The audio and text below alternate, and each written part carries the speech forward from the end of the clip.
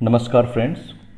आज हम यहाँ पे गांधी जी के बारे में पढ़ेंगे। आपको पता है कि GS1 में गांधी जी बहुत रेलेवेंट हैं और हम गांधी जी के बारे में जिन विषयों पे बात करेंगे उसको मैंने यहाँ पे लिस्ट आउट कर दिया है, जैसे ahimsa, satyagraha, swaraj, sarvodaya, trusteeship, modern civilization, means versus end, rights versus duties, धर्म और राजनीति, division of labour, criticism and Bhikhu Parekh और फिर सिग्निफिकेंस।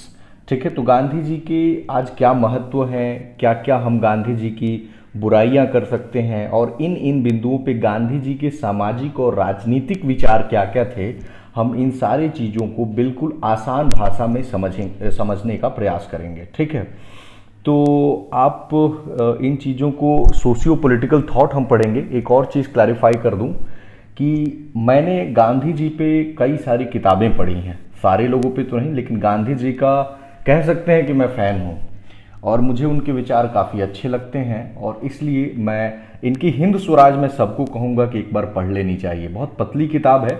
अभी जो लोग 66 का मेंस दे रहे हैं वो लोग प्लीज़ ना पढ़ें क्योंकि उनके पास इतना टाइम नहीं है, लेकिन बाकी लोग हिंद स्वराज जरूर पढ़ लें। छोटी सी पतली सी किताब है, आपको पूरी गांधीयन आइडिया का पता लग जाएगा। देखिए, एक वीडियो में गांधी जी को कंप्लीट कर पाना थोड़ा सा मुश्किल कार्य है, थोड़ा सा नहीं बहुत ही मुश्किल कार्य है, बट हम एक समरी देने का, ओवरव्यू देने का यहाँ पे पूरा प्रयास करेंगे। So I am Deepak and you watching me on IAS PCS factory. ठीक है, तो देखिए, सबसे पहला है गांधी जी का कॉन्सेप्ट अहिंसा का। अहिंसा का मतलब से ही आप समझ गए होंगे कि ये हिंसा के विपरीत है, उल्टा है। लेकिन गांधी जी इतने पे नहीं रुके। उन्होंने माना कि अहिंसा का मतलब केवल वायलेंस करना नहीं होता है या वायलेंस से बचना नहीं होता है, बल्कि अहिंसा का बहुत ही वाइडर मीनिंग उन्होंने निकाला और इसको एक पॉजिटिव सेंस दिया उन्होंने। और अहिंसा का मतलब उन्होंने कहा कि यह लव एंड ब्रदरहुड, यानी प्यार और भाईचारा यहाँ पे हो, वहाँ अहिंसा है। उन्होंने कहा कि जो हिंसा होता है उससे बदले की भावना पनपती है। ठीक है, तो हिंसा नहीं करना है क्योंकि बदले की भावना पनपेगी। और उन्होंने कहा कि अहिंसा का मतलब ये भी है कि न केवल आप दूसरों को नुकसान पहुंचाएं, बल्कि दूसरों को नुकसान पहुंचाने के बारे में सोचे भी नहीं। यदि आप सोचते हैं नुकसान करने के बारे में, तब भी आप अहिंसा का पालन नहीं कर रहे हैं। और गांधी जी कहे कि अहिंसा हमें क्यों पालन करना है, क्योंकि it will discover truth, it is a path to discover truth. यहां से हम सत्य की खोज करेंगे, यानी अहिंसा एक मीन्स है और ट्रुथ जो है वो एक एंड है। ठीक है, और यहां पे इन्होंने कहा ये आत्मा का ना, सोल का इनलाइटनमेंट होगा अगर हम अहिंसा को फॉलो करते हैं तो। और अहिंसा में उनका ये भी कहना था कि आप लड़ाई जो है ना, you fight the evil and not the evil door, मतलब आप बुराई से लड़िए, बुराई करने वाले व्यक्ति से मत लड़िए। तो देखिए, अहिंसा पे एक ओवरव्यू मुझे लगता है हो गया है। ठीक है, सारी चीज़ों पे थोड़ा थोड़ा बताना है, अन्यथा वीडियो काफ़ी लंबा हो जाएगा। दूसरा है सत्याग्रह। देखिए, सत्याग्रह का मतलब है सत्य जोड़ आग्रह, यानी कि ट्रुथ के लिए आग्रह करना। ठीक है, रिक्वेस्ट करना सिंपल भाषा में। ये गांधी जी का एक टेक्निक था स्ट्रगल के लिए, क्योंकि आपको पता है कि अंग्रेज बहुत पावरफुल थे यहाँ पे, तो उनसे हथियार से तो आप लड़ाई लड़ नहीं सकते थे। हमें अहिंसा और सत्याग्रह ही अपनाना था और गांधी जी के लिए यह एक वे ऑफ लाइफ था। ये केवल टेक्निक ऑफ स्ट्रगल ही नहीं था, बल्कि एक वे ऑफ लाइफ, जैसे कहते हैं ना, religion as a way of life, यानी पूरे जीवन में इसको उतार लेना। और सत्याग्रह भी किस लिए था, इसका एंड भी ट्रूथ ही था, यानी कि सत्य की खोज के लिए। और गांधी जी ने इसका पहला प्रयोग दक्षिण अफ्रीका में किया और भारत में अगर इसका पहला प्रयोग देखेंगे तो चंपारण सत्याग्रह के रूप में आप देख सकते हैं। और BPSC के लिए तो बहुत ही इंपॉर्टेंट हो जाता है चंपारण सत्याग्रह। इसके लिए उन्होंने क्या क्या अपनाया, देखिए, इसके लिए गांधी जी फास्टिंग करते थे, उपवास रखना, पीसफुल प्रोटेस्ट यानी कि शांतिपूर्ण ढंग से प्रोटेस्ट करना, नॉन कोऑपरेशन जैसे कि नॉन कोऑपरेशन मूवमेंट भी चलाया, और सिविल डिसोबीडियंस यानी सविनय जो अवज्ञा होती है, यानी हम आपकी जो कानून है उसको पीसफुली नहीं मानेंगे। ये तरीके थे गांधी जी के सत्याग्रह के। एक और बात गांधी जी बोलते हैं कि देखिए सत्याग्रह का मतलब पैसिव रेसिस्टेंस नहीं होता है, ये it's a matter of faith. क्योंकि ऐसा नहीं है कि ये सिचुएशनल है कि एक सिचुएशन में होगा दूसरे सिचुएशन में नहीं होगा। उन्होंने कहा था ये प्रिंसिपल्ड हमारा स्टैंड है, गांधी जी के लिए ये मैटर ऑफ प्रिंसिपल था, ठीक है। और गांधी जी ने हमेशा से कहा है कि नॉन वायलेंस एंड सत्याग्रह, ये these two are the weapon of the strong people, spiritually strong people and not the weak people, ठीक है। थर्ड हमारा कॉन्सेप्ट है स्वराज। देखिए गांधी जी 4 पिलर बताते हैं स्वराज के बारे में। पहला नेशनल इंडिपेंडेंस यानी जो देश की स्वतंत्रता, दूसरा पॉलिटिकल फ्रीडम, ठीक है, यानी राजनीतिक स्वतंत्रता, तीसरा इकोनॉमिक फ्रीडम यानी आर्थिक स्वतंत्रता, और चौथा है सेल्फ रूल। इसमें जो सबसे इंपॉर्टेंट है ना वो चौथा है, सेल्फ रूल।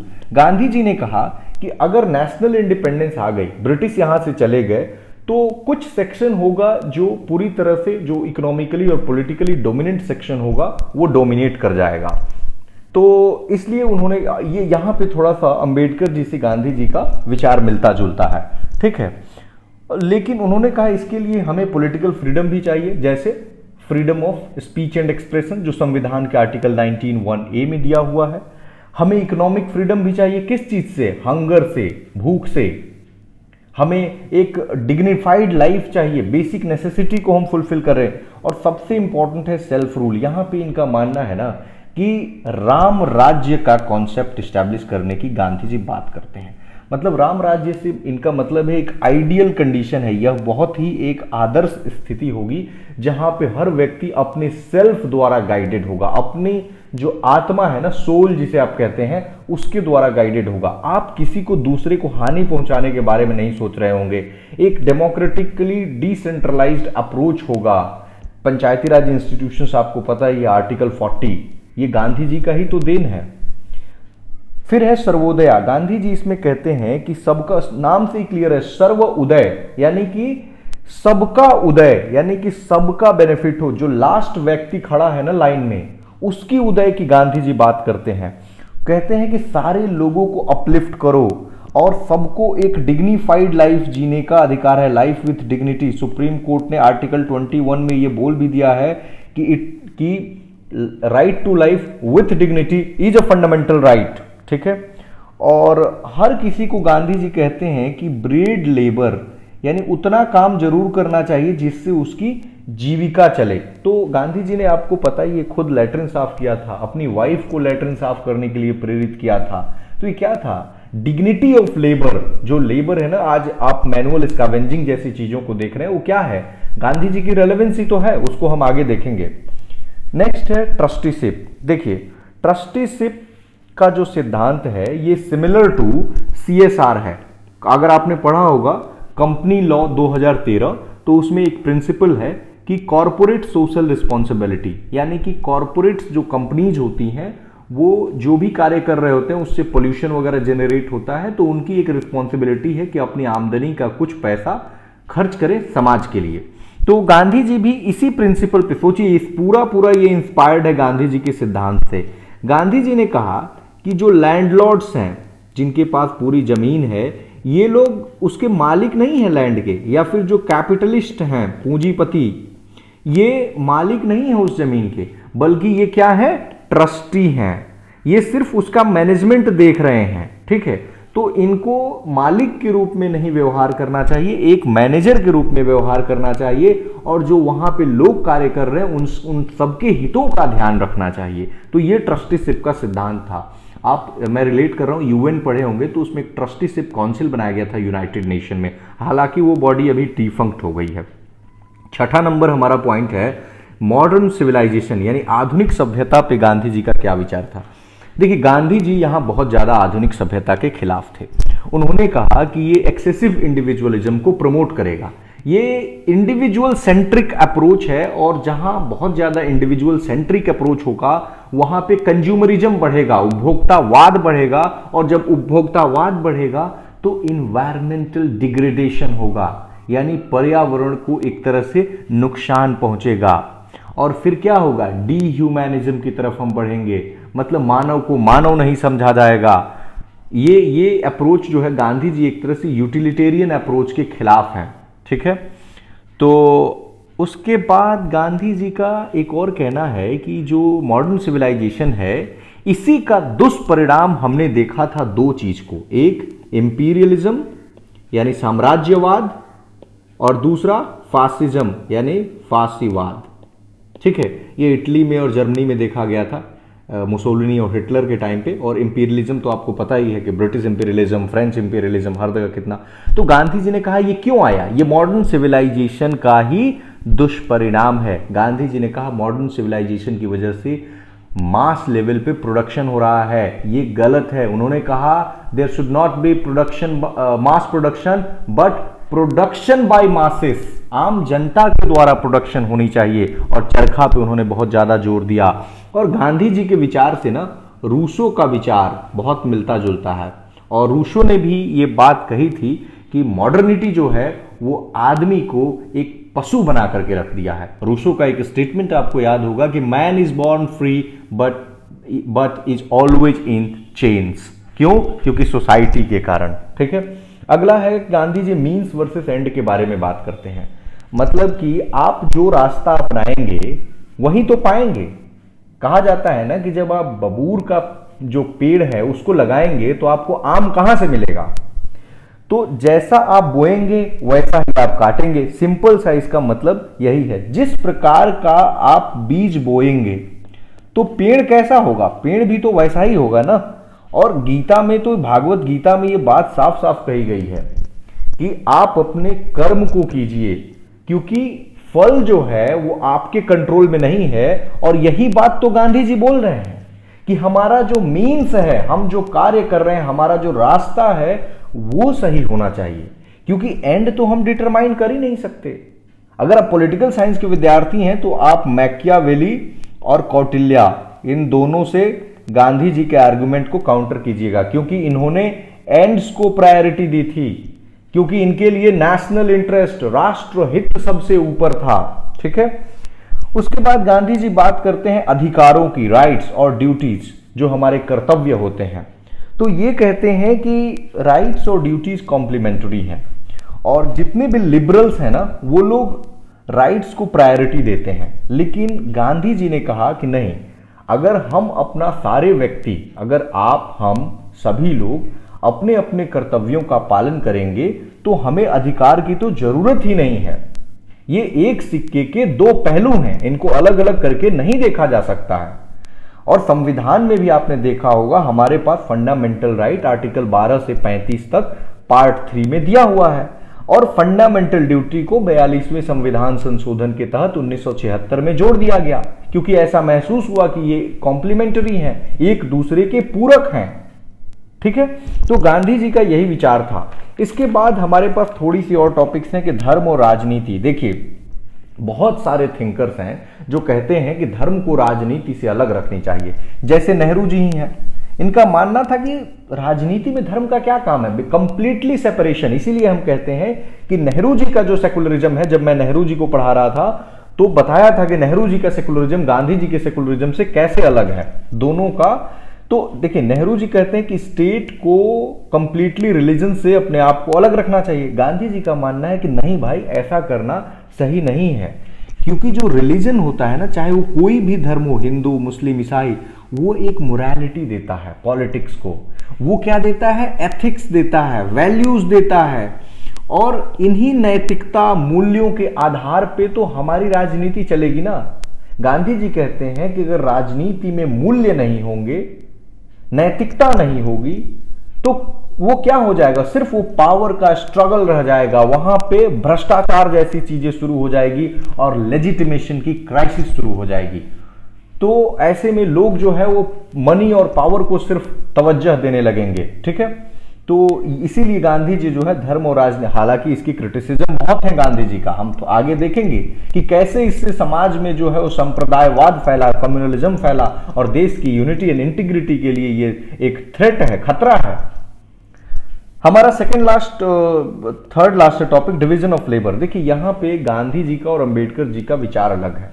गांधी जी ने कहा कि कास्ट के आधार पे डिवीजन ऑफ लेबर किया जा सकता है, इसमें कोई दिक्कत नहीं है। वो कहते थे कि ये एक नेचुरल सिस्टम है और इसमें कोई दिक्कत नहीं है कि ब्राह्मण अगर पूजा कराए, क्षत्रिय लड़ाई लड़े, उनको लगता था कि ये नेचुरल है। यहाँ पे अंबेडकर कहते हैं यही तो कास्ट सिस्टम का जननी है। और यहाँ पे जो गांधी जी का एक कॉन्सेप्ट था उसको हम कहते हैं वर्णाश्रम धर्म, वर्णाश्रम धर्म, ठीक है। तो यहाँ पे गांधी जी का वही डिग्निटी ऑफ लेबर का कॉन्सेप्ट था कि हर आदमी का काम करे और जो भी लेबर है ना उसका डिग्निटी हो, मतलब अगर आप हाथ से भी काम कर रहे हैं तो उसका एक डिग्निटी हो, ठीक है। और बाकी आप क्रिटिसिज्म हम लोग देखेंगे, पहले हम सिग्निफिकेंस देख लेते हैं भीखू पारेख का। देखिए भीखू पारेख जी एक पॉलिटिकल कमेंटेटर हैं, आप चाहें तो लिख भी सकते हैं क्योंकि इनके आर्टिकल्स वगैरह भी कई सारे छपे हुए हैं। तो इन्होंने कहा था कि आज की अगर समस्याओं को समझना है, जैसे कि 9/11 अमेरिका में जो अटैक हुआ, 26/11 हुआ, या रिलीजियस फंडामेंटलिज्म बढ़ता जा रहा है, क्लाइमेट चेंज, एनवायरमेंटल डिग्रेडेशंस, इस तरह की जो भी समस्याएं हैं, अगर गांधी जी के विचारों को इन पे अप्लाई कर दिया जाए, ये सारी समस्याएं जड़ से खत्म हो जाएंगी। देखिए गांधी जी कोई बहुत बड़े विचारक नहीं थे। गांधी जी अपने आप को उन्होंने कहा था कि I am a man of action experimenting with truth. मैं एक एक्शन वाला आदमी हूं जो सत्य के साथ एक्सपेरिमेंट कर रहा हूं, ठीक है। अब हम लास्ट अपना जो टॉपिक आज का देखेंगे वो क्रिटिसिज्म है। तो देखिए जब भी आपको किसी भी चीज का क्रिटिसिज्म लिखना हो, मैं सिंपल तरीका बता देता हूं कि आप देखिए कि 3-4 एस्पेक्ट को पकड़ लीजिए और उन 3-4 एस्पेक्ट को क्रिटिसाइज कर दीजिए, उस थिंकर की क्रिटिसिज्म हो जाएगी। अब जैसे देखिए अहिंसा है, तो अहिंसा में आप क्या क्रिटिसाइज करेंगे कि एक तरह से अहिंसा, एम.एन. रॉय ने कहा था कि अगर गांधी जी अहिंसा की बात कर रहे हैं तो ये कमजोर लोगों पे हिंसा है। जितने भी मार्क्सिस्ट थिंकर है ना, उन लोगों का मानना है कि गांधी जी का अहिंसा सिर्फ एक चाल थी ताकि अंग्रेज को एक तरह से क्या कहेंगे, सेफ्टी वाल्व, अंग्रेजों के लिए एक सेफ्टी वाल्व के रूप में काम करे, और कमजोर व्यक्तियों पे तो ये हिंसा थी। देखिए अब इन क्रिटिसिज्म का भी कोई जरूरी नहीं कि अगर हम किसी थिंकर को क्रिटिसाइज कर रहे हैं तो क्रिटिसिज्म सही ही हो, क्योंकि मार्क्सिस्ट क्रिटिसिज्म उनका एक अपना स्टैंड पॉइंट होता है class struggle and class cooperation को लेकर के, ठीक है। फिर मान लीजिए सत्याग्रह, तो सत्याग्रह करने के लिए तो काफी लंबा समय चाहिए ना। हो सकता है कि इन मूवमेंट्स को कम समय में अटेन किया जा सकता था, ठीक है। स्वराज, सेल्फ रूल की गांधी जी बात करते हैं। सेल्फ रूल मतलब क्या, आप राम राज्य की बात कर रहे हैं, ये तो बहुत ही आइडियल सोसाइटी की बात कर रहे हैं ना आप। और आइडियलिज्म में और रियलिज्म में कितना फर्क है ये आप जानते ही है, तो ये प्रैक्टिकल नहीं लग रहा है। सर्वोदय में मुझे लगता है आप क्रिटिसाइज नहीं करेंगे, ट्रस्टीशिप में मत कीजिएगा, मॉडर्न सिविलाइजेशन में कर दीजिएगा कि भाई आप टेक्नोलॉजी के खिलाफ हैं। हालांकि गांधी जी ने कहा था कि हम टेक्नोलॉजी के खिलाफ नहीं है, but the craze for technology, जो इतना ज्यादा क्रेज है ना टेक्नोलॉजी का कि हाँ चाहिए चाहिए चाहिए, तो इसके मैं खिलाफ हूं। लेकिन ये है कि प्रिंटिंग प्रेस, रेलवेज, ये सब तो मॉडर्न सिविलाइजेशन का ही बाई प्रोडक्ट है ना। तो गांधी जी ने तो एक तरह से मॉडर्न सिविलाइजेशन को केवल क्रिटिसाइज किया, ठीक है। मीन्स वर्सेस एंड्स में मैकियावेली और कौटिल्य से आप क्रिटिसाइज कर सकते हैं। राइट्स वर्सेस ड्यूटीज में लिबरल्स इनको क्रिटिसाइज कर देंगे कि भाई आप ड्यूटीज को क्यों प्रायोरिटी दे रहे हैं। ये तो फिर अगर ऐसे में तो स्टेट जो है वो काफी पावरफुल हो जाएगा। हालांकि आंसर थोड़ा पॉलिटिकल साइंस की तरफ बढ़ रहा है, बट आप इन आर्गुमेंट्स को समझ सकते हैं कि स्टेट बहुत पावरफुल हो जाएगा, सेंट्रलाइजेशन ऑफ पावर होगा, ठीक है। धर्म और राजनीति, इससे तो कम्युनलिज्म फैलेगा, संप्रदायवाद फैलेगा और देश की यूनिटी एंड इंटीग्रिटी के लिए खतरा है। क्रिस्टोफर जाफर लोट एक पॉलिटिकल कमेंटेटर हैं, ये आर्टिकल लिखते रहते हैं, तो इन्होंने कहा था गांधी जी का इस तरह से रिलीजन को पॉलिटिक्स में शामिल करना, ये एक तरह से हमारे देश के लिए, मतलब जो हमारे देश की बॉडी पॉलिटिक है उसमें एक तरह से कम्युनल रंग भर दिया इन्होंने, ठीक है। डिवीजन ऑफ लेबर पे आप अंबेडकर जी से क्रिटिसाइज कर देंगे। तो ये टोटल वीडियो थी गांधी जी पे, और मुझे लगता है ये वीडियो आने वाले किसी भी एग्जाम के लिए हमेशा रेलेवेंट रहेगा। इसलिए आप प्लीज ये प्रश्न अपने मन में न लाएं कि ये वीडियो जो है वो केवल 66 या 67 या यूपी पीसीएस या यूपीएससी, ये कॉलेज एग्जाम्स, नेट, जेआरएफ, हर जगह रेलेवेंट है, ठीक है। Thank you very much.